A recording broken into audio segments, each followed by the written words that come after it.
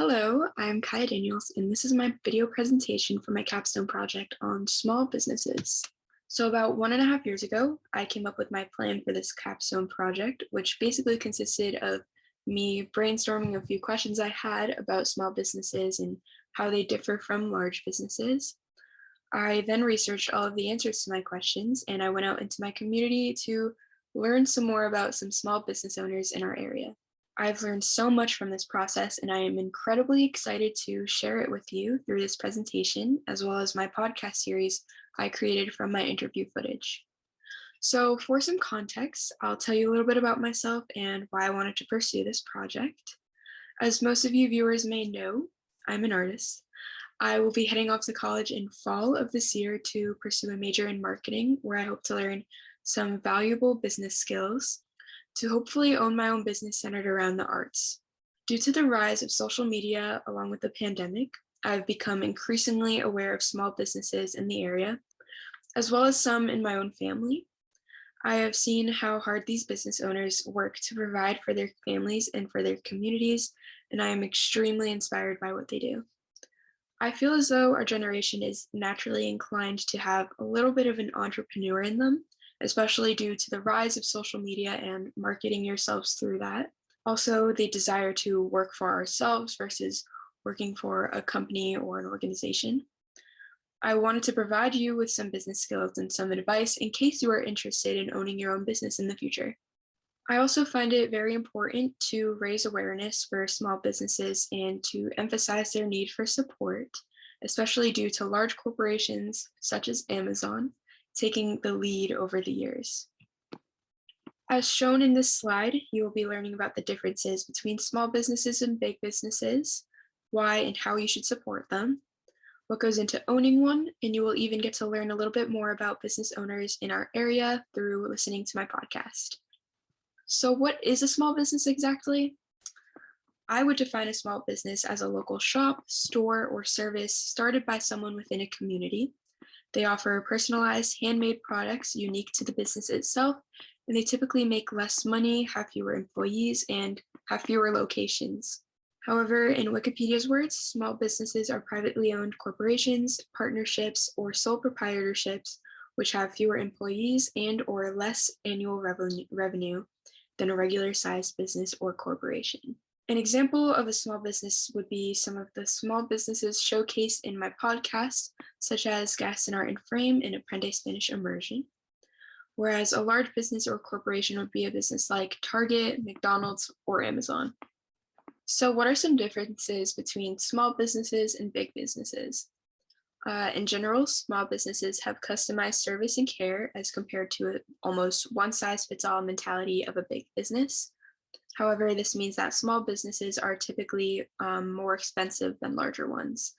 Small business owners also have more one-on-one interactions with their clients and have a direct impact on the customer's experience with their service, whereas you don't really see this as often with big businesses. However, these larger businesses make more money and are more accessible in terms of location. For example, Shrewsbury has 2 CVS's, and there are 6 Starbucks locations within a 5-mile radius from the center of town. So as you can see, big businesses and corporations are very accessible and easy to get to as compared to small businesses, which are more unique to a community. Small businesses also help employment rates and offer higher incomes than big businesses. However, they are also more likely to fail and close down within a few years of running. So a little fun fact for you guys, small businesses account for 65% of new jobs over the last 17 years. So you've probably heard online that it's very important to support small businesses, but have you ever wondered why? Behind every small business is a person and their family, and these businesses are their livelihood as it provides them with a job, stable income, food, water, shelter. Small businesses are at a much greater risk of failing and shutting down than large businesses, especially after being closed for months at the start of the pandemic. So just to touch on a few more reasons why you should support small businesses, they also offer great customer service, and their owners and their employees are very passionate about what they do. It is good for the community's economy and local nonprofit organizations. They're also overall better for the environment and they have a smaller carbon footprint. How can you support small businesses?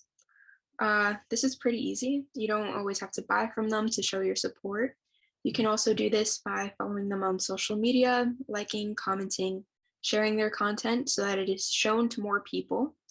Writing reviews online is also very important because when it comes to finding small businesses and alternatives to large businesses, word of mouth is extremely important. We naturally tend to share and talk about the things we enjoy, so why not use this to promote small businesses? Writing these reviews and talking about them will encourage people to research them and they may eventually want to visit. So, to give another example of a small business alternative, if you have a picture that you want printed, framed, and put up on your wall, you could go to Gaston Art and Frame here in Shrewsbury on Route 9 instead of going to Michael's, Staples, or buying your own frame from Target. So, some other ways you can support small businesses is through you can visit local farmers markets or craft fairs because small businesses tend to visit these and hold a booth so that they can promote themselves and sell their products. You may want to also join their email lists and membership programs so that you get important information about the business and perhaps get some giveaway information, discount codes, etc., for their product or service. So, in case you're interested in starting your own business one day, or you're just curious about the steps it takes to start one, I have the recommended steps right here. Just keep in mind that every business is different and you would need to do what is best for you, your employees, and your business. Online shops hosted on a website like Depop or Etsy may not require some of these steps, such as finding a location or getting all these federal and state tax IDs. Some of the businesses I interviewed also did not start out with a business plan. Having one just helps organize your thoughts and your goals for the business. So, your very first step, which is very important, is to research the market to find out if your idea has potential, if people are interested in your service, and if there's a demand for your product out there. Like I said, you can make a business plan. This isn't necessary, however, it does help. Then you'll want to figure out all your finances. So you'll want to calculate how much money you need to start the business and find a way to pay for it. You will want to choose a good location, name, and brand.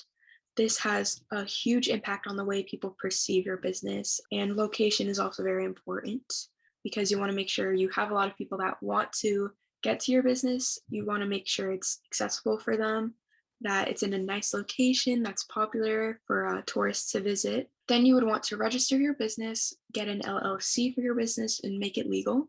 You may want to get federal and state tax IDs for your business, along with applying for necessary licenses and permits. Lastly, you will want to open up a bank account.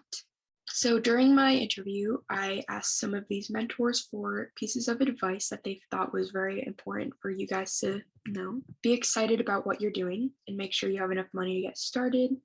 Do your research and don't be afraid to ask for help. When you have to put yourself out there, knock on doors and have them close in your face, don't get discouraged, keep on going, it will work. You have to blow life into the business plan and that takes time.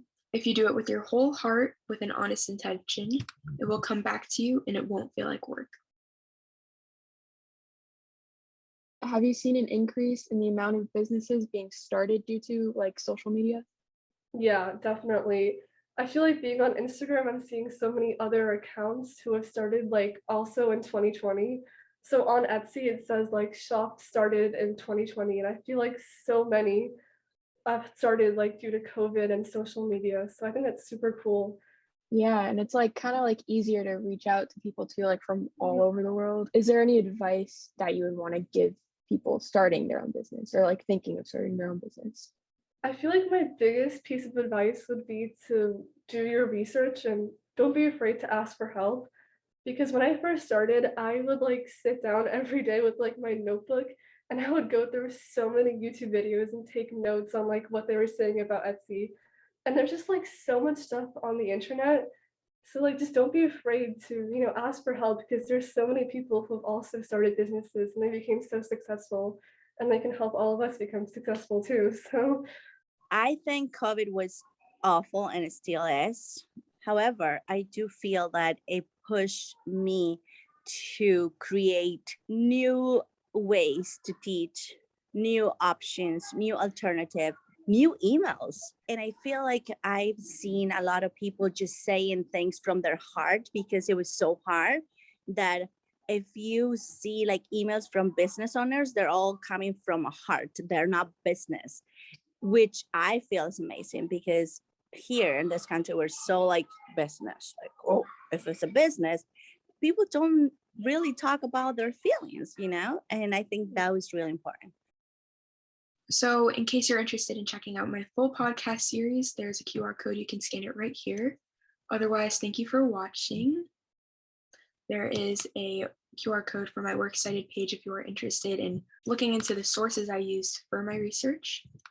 Thank you for watching, and I hope you enjoyed.